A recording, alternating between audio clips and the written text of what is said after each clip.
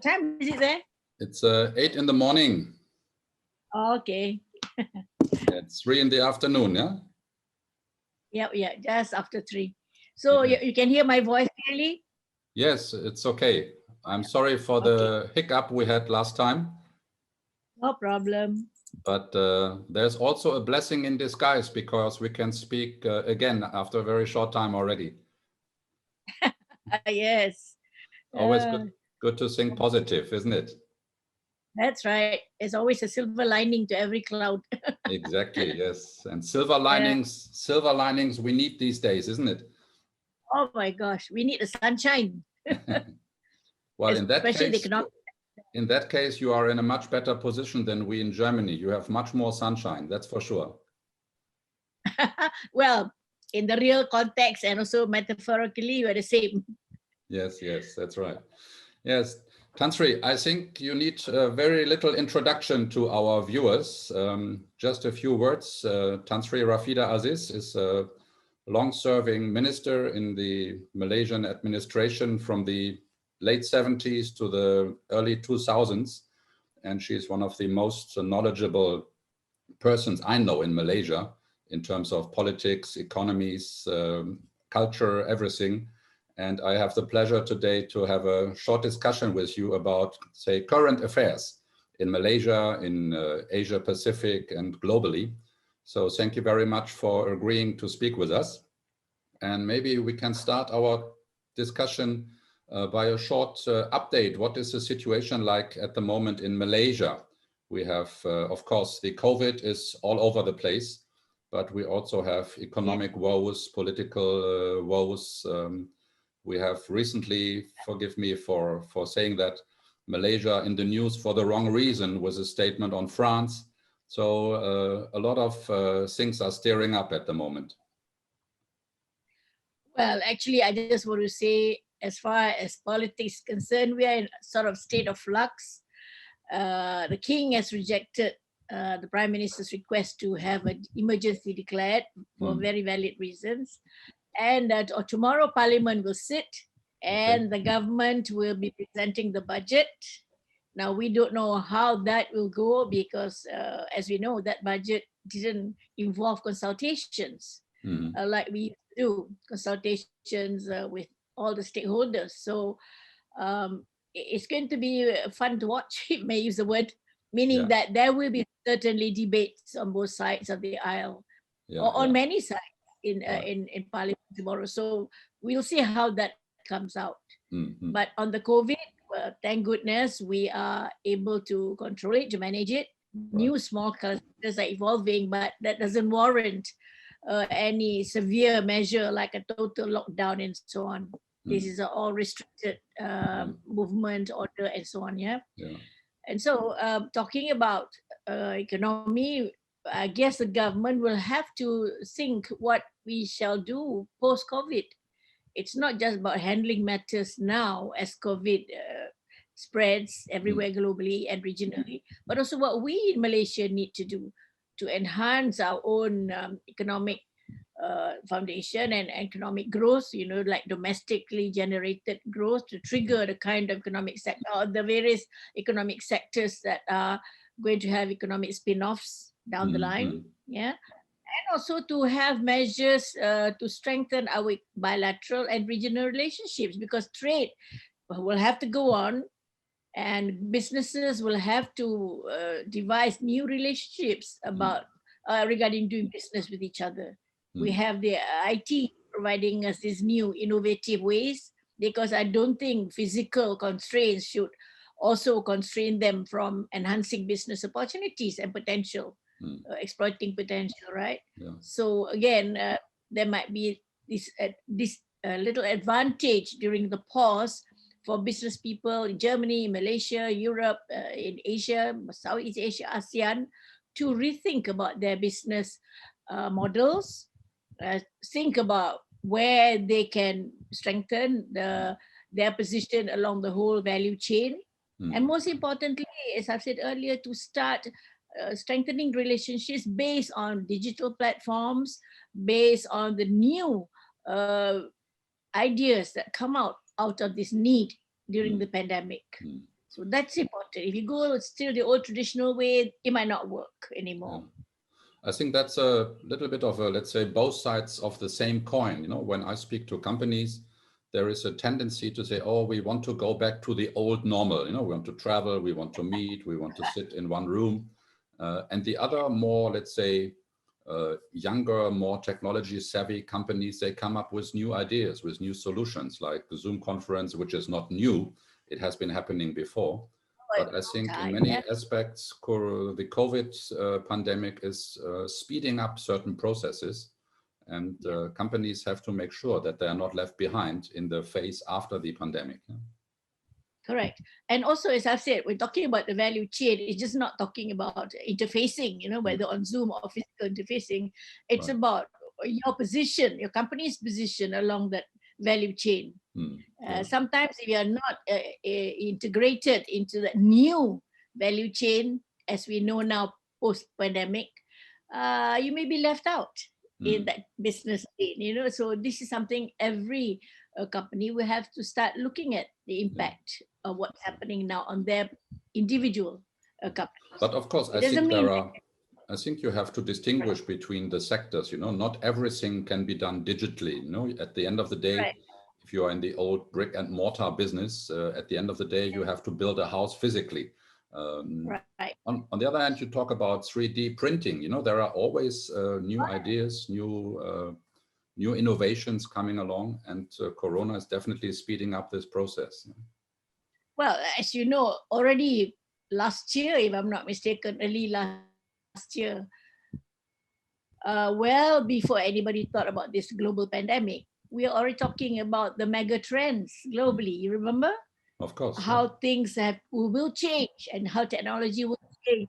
All kinds of activity, economic and social activities, even the Internet of Things. In other words, it's no longer forecasting what will happen. It's now time for us to realize that this has to happen.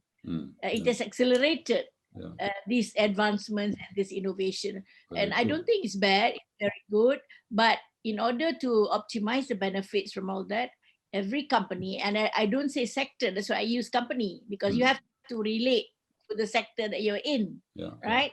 Whether your sector, your company will remain relevant in the whole infrastructure. That's important. Very true. You talk about brick and mortar. You are also, let's say, an academic specialist in economy. We have a very, say, heated debate about the monopolistic powers of the technology companies. We talk about, in Asia, we talk about Alibaba, in US, we talk about Amazon, Google, Facebook, and so on. Do you see that these huge companies, and they are gaining traction, they are doubling and tripling their market share, basically quarter by quarter? Do you see there's a risk in it, and that governments should do something about it? Well, I guess when companies take advantage of the environment, the changing environment around them, and offer the range of services, a range of platforms that will enable them to grow so fast and make all these trillions during pandemic, for example, because people cannot interact physically, things cannot be the way it was before. Well, that we don't blame them for that. Now, the only thing that we must be very careful is that the parameters will have to be set globally for people in these kind of sectors that may have that intrusive element into it.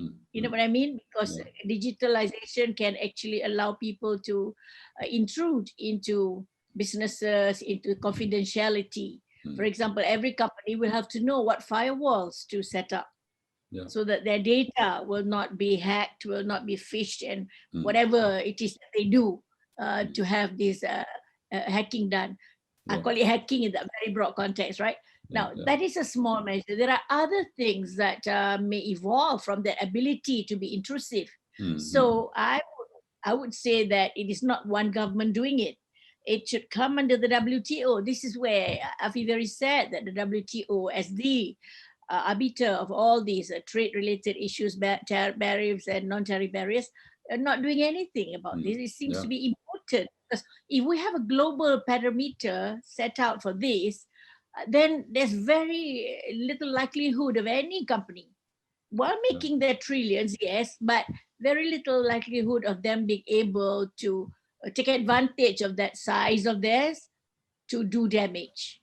Because we see it happening all the time, you know. So but the WTO to it. Yeah. So you are calling for a more unified, more global approach to this problem, rather than country by country or company by company. No, because these companies are global. Of course. You know, they are in the US, they're everywhere. And then there's no point one country curtailing them or, blocking them. They go to other countries, right? Yeah. So if there are these global parameters, then there is this mechanism that allows governments to take action without others having to exercise the kind of actions that are prescribed already. Yeah. It's the same as trade. This is e-commerce. Yeah. Yeah. Coming back to the economy directly, I was listening to a webinar from the German Chamber of Commerce, and we saw a very harsh prediction in terms of economic growth or economic reduction. Basically, we see forecast of -15, -20% in terms of GDP numbers. Yes. And I mean, we have discussed it a few minutes ago. Governments and policies need to think how to get out of this crisis. This is the worst many people can think of. And this looks like kindergarten when you look at the Asian financial crisis. It's much, much worse. So it's really an effort which is unprecedented. What do you think are the measures needed, apart from printing money and giving money to the people who need it? Well, that's very short-term measure, just a stopgap, I call it. I think we have to see there is a very strong symbiotic relationship between the pandemic and all activities within the environment, whether it's economic, whether it is socio-economic, or even political. Because as much as the disease is infectious for our health, it is infectious in impacting the rest of things that's happening around us and impacting what we do as business people, as educators, as students. In other words, this is the first time that you have something like that, a health issue impacting every facet of the economy. Now, that has to be understood. So it's not just managing the COVID and everything will be fine. It has to have parallel tracks to it. Of course, the focus is managing the pandemic, but at the same time, understanding which sectors of the economy are affected worst, which sectors of the economy are the quickest triggers of future economic growth, which need to be helped, not just help the ones in trouble, but help the ones that can, with the right kind of measures, trigger positive growth. Yeah, because the spin-offs from some industries are fantastic compared to some, right? Yes, of course. The multiplier effect, so to speak. So again, the health sector will have to be focused, yes, but at the same time, there must be teams of people in parallel, looking at how each country on its own and working together with partners globally, regionally, can actually continue to maintain those business and economic relationships that have been built over these decades. Yeah, and this has to be done properly. Yeah. But we also see, let's say, winners and losers at the same time, like in any disruptive scenario. If you look at the airline industry, for instance, or the tourism industry, and then you compare, let's say, medical glove manufacturing companies, of which we have world market leaders in Malaysia, their share price is going through the roof, and others are fighting with liquidation and insolvency. Yes. That's to be expected. Some people make money out of problems. I mean, being very gory about it. So many people are dying. The funeral parlors are doing well. Yeah, that's true. That's the economy in the world. That's the saddest part of it. Yeah, and of course, when borders are closed, the airline industry is the most affected. But unfortunately, because the airline industry is a big trigger of multiplier effects down the line, the moment the airline industry is grounded literally and physically, the other businesses that has connectivities with the airline industry will be even worse impacted. True, yeah. It's like a domino effect, like a chain reaction. 12 times. I mean, the studies show that the multiplier effect of the airline industry is 12 times of the economy, and that's no small matter. Yeah, just imagine, I didn't know whether you follow in Germany, in Berlin especially, we had the huge airport project, which was delayed and delayed. And just yesterday it was opened and only 2 aircrafts are flying in, and this is a real disaster for the whole industry, and nobody can foresee what is going to happen. All airports are empty. Yeah, except for a few that dared to open, right? But still, as you said, there are few airlines flying. Yeah. And it costs them a lot just to open, just for 2 airlines. Yeah, true. Yeah. It's not worth I'd like to change subjects a little bit, and I would like to look at China, your neighbor in the north. And if I speak to our Chinese business friends, they are kind of back to normal already. Everybody says to me, we have the virus under control, our production is running, people are traveling. We just had the Golden Week in the first week of October, where we saw hundreds of millions of people traveling back and forth like there was no COVID. And people are rubbing their eyes and say, what is this? How did they manage? But also China, not only in the pandemic, also internationally, they are playing a big role in the US-China trade conflict. The Silk and Road project is in the discussion all over the place. What's your view on China and how they are seen in the next couple of years going forward? Well, I've always maintained that China is part of the global infrastructure. You cannot deny that. They're not part of Asia anymore. For us, because of contiguity, so we regard them as a regional partner. In fact, they are global partners to everybody. We have to take note of that, meaning that China will have to share the same rules prescribed, let's say, for trade under WTO, and similar rules that are prescribed in any other world forum that has power to prescribe rules and regulations. So that's one thing. And secondly, you talked about how fast they came out of the pandemic. That's the advantage of big countries. Of course, not all big countries are able to manage it such that they are able to exploit their domestic consumption. For China, their domestic market alone can generate growth. The teeming Chinese, once you allow them that space to do what they were doing before pre-COVID, they then can stir up the economy again, meaning that everybody's back in business, back in doing what they were doing, and domestic consumption itself and domestic investment to take care of that domestic consumption goes on. That's right. What they have been curtailed is only trade with the rest of the world, and that too not really curtailed because people still ship out things from China. It's only the US that's got having problems with China, right? Other countries source so many things from China. Well, the US, they still source from China, and they burden their own people by having the high tariffs. You see?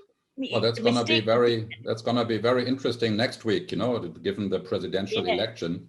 What will be the strategy of the US towards China, depending on the result of the presidential election? And you talked about the Chinese introduced Belt and Road Initiative. Right. Well, I gave a talk organized by Chinese Embassy not too long ago. And I mentioned that initiative is very good. Malaysia is a participant, including in the infrastructure fund. But I caution that everything that you do, it has to be transparent. It has to subscribe to the norms of what such businesses entail. In other words, not of course, people allude to the fact that it may be politically motivated. It's like political hegemony using economic resources. Well, it's up to them to say what it is. But to me, when you open up the passageway, literally from east to west, north to south, that is to spur growth along the way for those countries that were closed before, right? Yeah. But it's up to each country that's participating in those projects, each and every one of those projects, to monitor that they are not being used or abused.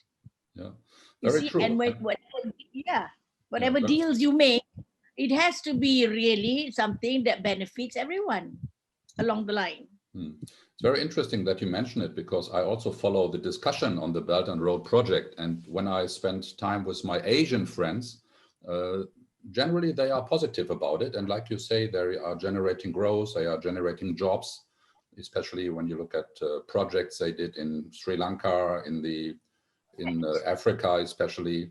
I would say in the Western world, it's looked a little bit more suspicious, to be honest, because they say it's a strategy for a new form of colonization. You know, the debt trap is a buzzword in that, and it's very tricky to get an objective view on it. Yeah, correct. But the problem is that some countries of the West that do criticize that way ask themselves, what are they doing for these countries? exactly. They offer no alternative. Decades ago, not only offer, participate, come in and have a share in that growth, the helping of growth in these economies. But is the only China that's coming in, the rest just stand by and criticize. Naturally, these countries will be grateful to China. I mean, it's a human nature, right? When everybody neglected us, we were in poverty, nothing except, exploitation in the marketplace. When China comes with all this, well, they receive it positively. And they may not be in a position to see whether there are any avenues for exploitation or whatever. But then, as I've said, those big countries come on board. Right. Not to rival China, to complement China. Correct. Yeah.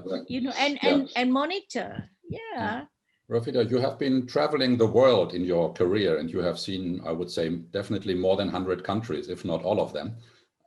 When we look a little bit into Europe, you have been on many trade missions here with MIDA and delegations from Malaysia. What is your message to Europe, Germany especially?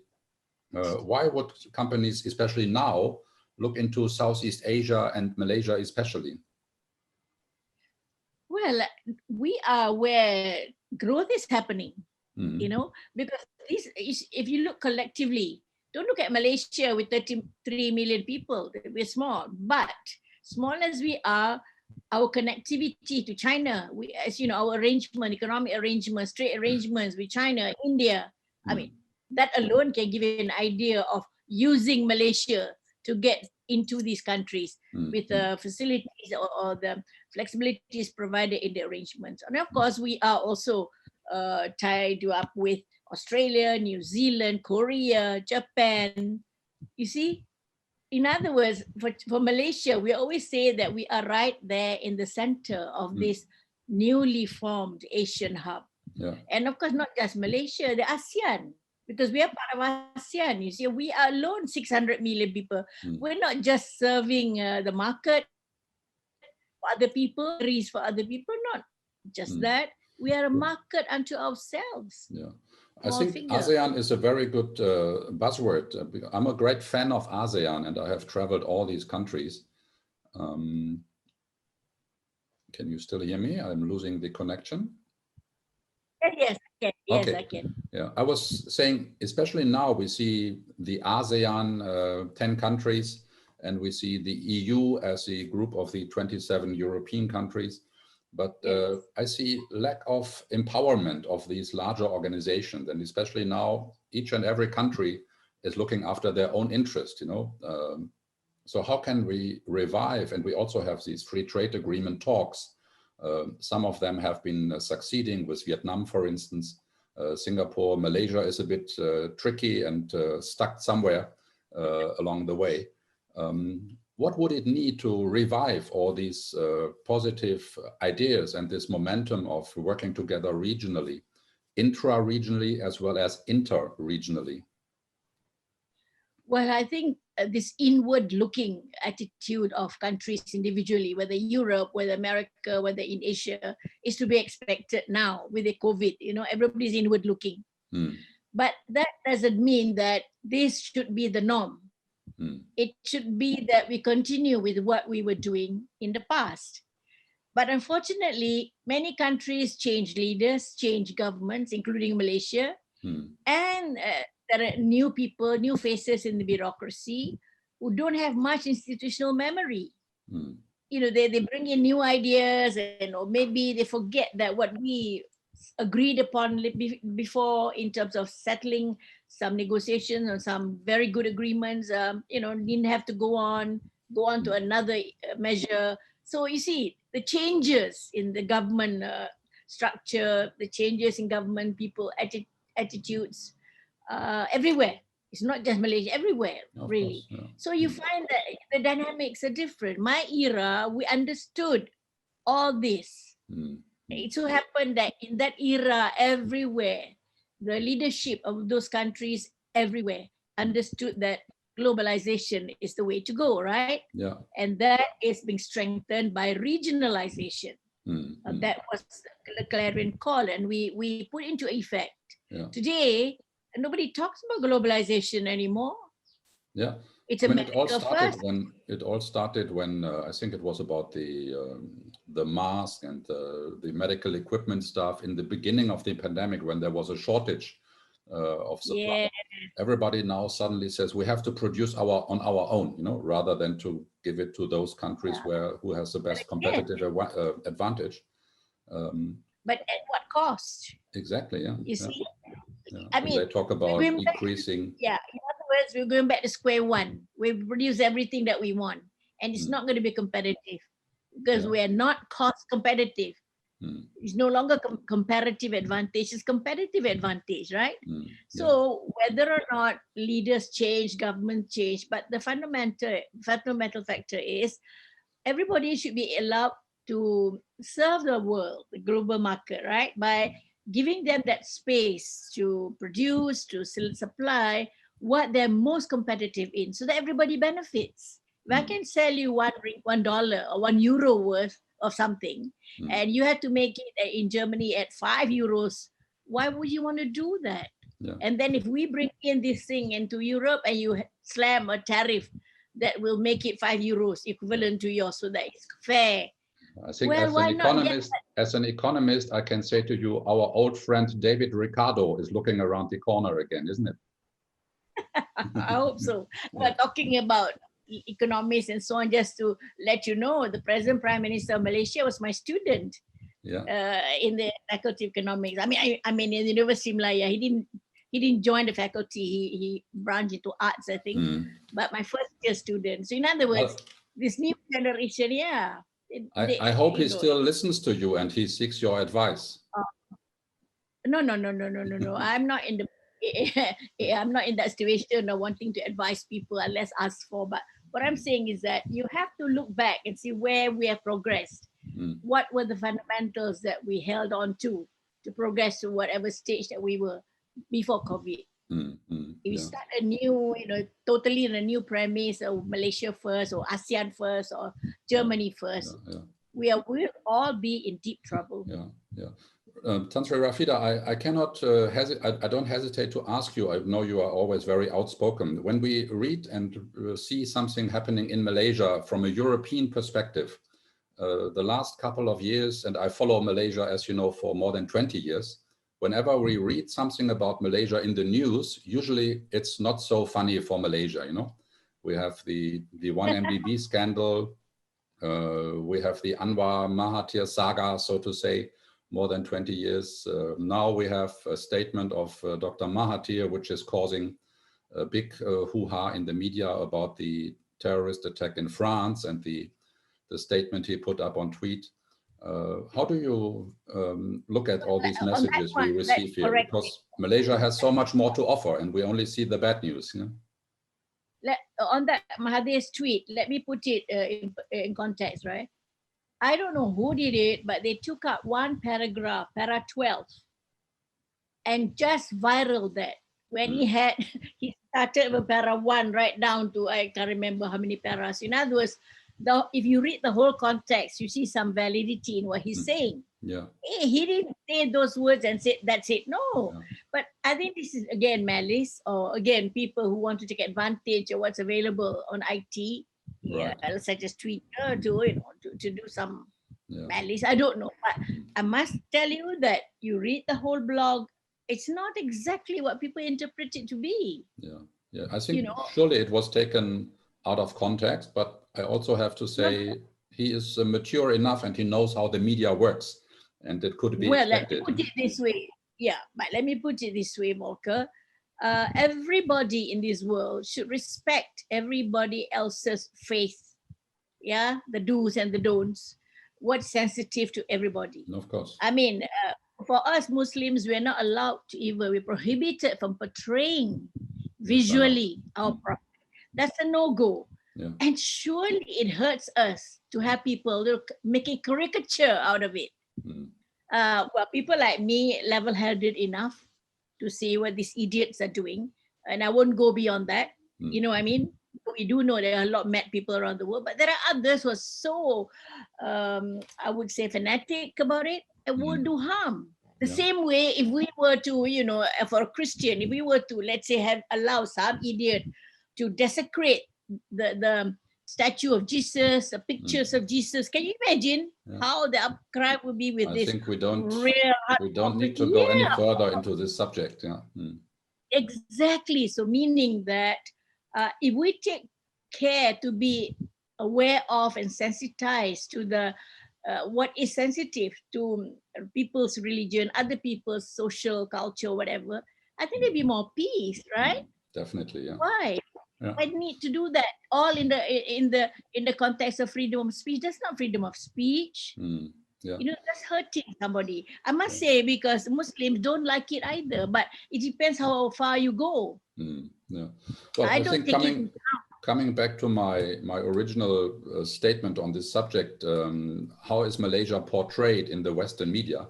I think we can agree that some better PR is needed. Yeah. No, not better PR. People who are in leadership positions, they're not necessarily leaders, you know, they happen to have vied for the post and got it, all right? Leaders are the person, leadership is the post. The post doesn't mean anything if you don't have the qualities of leadership. But anyway, just to not belabor on that, these people who are in the chair or seats of power, if they don't create all this nonsense that lead on to financial scandals, lead on to, you know, violating this, that, and the other, why would Malaysia get a bad name? Right? It's not Malaysia. It is idiots who did it. I'm sorry. I that's all I have to say. People who don't think about the country are idiots. It's so self-centered. You know, everything we do, if you're in that position, you must think back. It's not doing for yourself, it's for the country, you know. If you do something that's out of turn and so happen you're doing it for yourself, that's a double jeopardy. And I don't blame foreigners for looking down on us as a basket case in the making. All right? And when we know every investor. You know that. You've seen how we grew, you know how much effort everybody puts in before to even persuade people like you to come and invest in Malaysia, right? And your colleagues from Germany and from Europe, because they understood we are sane people here, we have people in the leadership positions that knew what to do. Of course, we're not perfect, but still. But I can share with you all the business people I know who have business and operations in Malaysia and who know and understand Malaysia. I would say 9 out of 10 are really happy, and they are increasing their investments, they are growing, they stay in the country, because Malaysia is such a beautiful and nice place to live and work, you know, and you have a very nice, let's say, balance of quality of work, quality of life, cost of doing business. It's all advantageous. And like you say, it's very sad to see that this reputation is damaged every now and then by these individuals, as you say. I would like to urge our friends abroad, especially in Germany and in Europe, to please remember, please segregate the country from the individuals who cause the country harm and cause the country to have a bad image. Because once these people go, end of story. You know, you can always extricate these people one by one. The democratic process will do it. But the country will stay. We have good fundamentals, economic fundamentals. The society does not like to see these disruptions. We don't like it as Malaysians, you know. So I would like to urge European investors, do see us in the long term. Leaders, so-called leaders, come and go. And most of the time they've gone. But the country will stay. The civil service is there. Yeah. By and large, they are, with very good credentials Yeah, to very support the true. private sector. I can So underwrite that 100% what you say. I know Malaysia at for least more than don't 20 years. don't let three or four rats, cause you to bomb the whole place. Yeah, I don't know. I had a Facebook posting when I said that. Yeah, I mean, to read. me, Yeah. if something happens in Germany because of one or two people, let us say, we're not going to say Germany is bad. Yeah. No, we Yeah, will but recognize who caused the problem. yeah. Please continue Yeah, your very vivid and outspoken Facebook post. They are really interesting pieces I to read. will. Yeah, when I reach my limit, then I take pen to paper, literally. Very good. Sri Rafidah, I'd like to come to the end of our interview, not without asking you, because you have such a vast experience, you have traveled so much. Are there any visits or any conversations or any meetings standing out from, if you look back in hindsight? Are there any unique situations you memorize very lively? Well, yeah, the most unique situation, I would say, I'm looking at purely economic, right? Was to formalize the WTO from the get, because Okay. I was there from day one until we signed in Marrakesh. So you know how long it took, and it gave me that perspective of how people think, how the big powers think, how the small countries think. And when the WTO came out, it showed that we had a meeting of minds, and that was very good. Yeah. Similarly, the regional arrangements that we formulated or we set up, big countries like Japan, talking to us, Brunei, Malaysia, Singapore, but small countries relatively. And we managed to have these regional arrangements, which means, again, coming to a meeting of minds about common interests and what benefits us together, mutually beneficial. So to me, that's a main thread of things that I remember. Of course, along the way, there'll be a lot of quarreling, there'll be a lot of arguments, but that's fine. Yeah. But it's what happens at the end. Yeah, but sad to say today, people don't talk anymore, let alone negotiate. Less, yeah. That's my saddest. Even though we have many more means. Not say less. Yeah, even though exactly, but they don't. Which is very sad and very surprising, because now we have so many means of communication, the smartphone, the internet, the Zoom calls. People should talk more, not less. Yeah?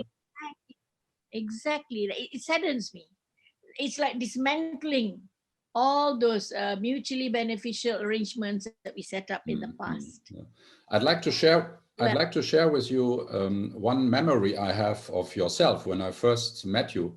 I think that's a very interesting story. I like to always to share with my friends, because you were leading one of the trade missions to Germany, and you gave your presentation on Malaysia, and there was this huge ballroom filled with, I think, more than 200, 300 people, German businessmen who are interested to know about Malaysia. And at the end of your talk, one gentleman stood up and said, "Excuse me, Minister, I have a very bad experience in Malaysia with corruption. And we had this and that case," and everybody felt like, "Oh, you don't dare to ask that minister." And then you very candidly said in an open forum, "Excuse me, sir, after the talk, please come to me, give me your name and contact details. I will look into it. And by the way, sir, it always needs two to do a tango." And the audience gave a roaring applause with that kind of statement from you. And yeah, let me put it. Yeah. I'm sorry. Let me put it this way. Let me tell you this. I attended every year the annual luncheon of the International Chamber of Commerce. Yeah, where foreigners take turn to become chairman or president. Right. And one of them, the president was from Denmark. Yeah, Danish, which means that is from Carlsberg. Right. And he opened his speech by saying, by topics, he went to topic corruption. And he says, we can tolerate a certain level of corruption. And I took notes. And then when I spoke, I just told him, shame on you. How can you even announce you can tolerate a certain level? What level? $3, 3,000, 3 million? Yeah. Right?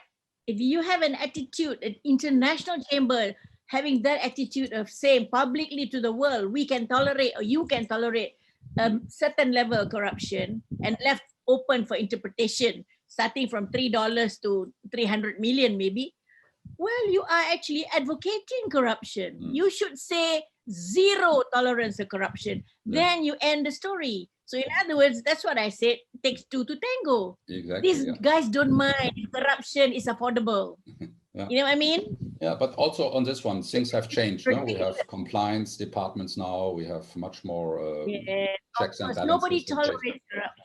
Yeah, you can't tolerate. You can't tolerate whether it's a policeman on the road stopping a car or somebody vying to get a $100 million contract. It's the same. It's in principle.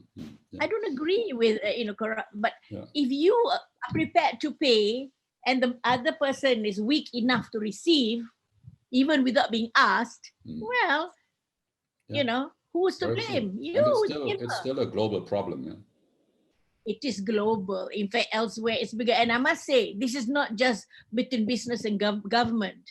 Everywhere in the world, corruption within the business community is so much bigger because most of the construction of real estate and so on are owned by private sector, right? Somebody wants to open a hotel. It's not a government hotel, and the hotel is worth 300 million, right? He has 10 contractors vying for that contract. Do you think the 10 contractors, one or two of them will not be prepared to pay whoever's heading that project of the hotel? I say, okay, I'll give you X million, give me the contract. Well, it's tempting. Yeah. And that's what I told the International Chamber at that luncheon meeting. I said the corruption in the government is very visible. Building a school, that's government school, government road, But we can't keep track of the private sector construction, private sector project. There are hundreds, if not thousands, right? God knows how much money float. So nobody does this. For me, it's a question about values and integrity. Whether it's business to business, business to government. It's Rafidah, for me, it's always a sheer pleasure to speak with you. There's always a lesson to be learned from listening and talking to you. So, and I think the leaders of the world should listen to you more closely, not only in Malaysia but anywhere. So, I do give them what I feel, what I need to say. Whether it's American president, it does not matter to me. I mean, I've got a history of just saying it as it is to whoever that I'm speaking to. There are no niceties as far as I'm concerned. And I think this is what people like about you. I have to give you my compliments as well. So thank you very much again. Indeed, it was great and entertaining and informative.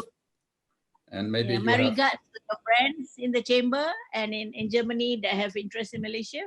Very true. I will talk to them and I will get back to you when I get their feedback. So thank you also again, and regards to your family and friends all around Malaysia, and hope to see you soon in person. Thank you. And I hope this pandemic will ease off so that travel can start again and business can be more vibrant. Definitely. Thank you. Okay. Thank you very much indeed. Take care. Thank you. Bye-bye. Bye.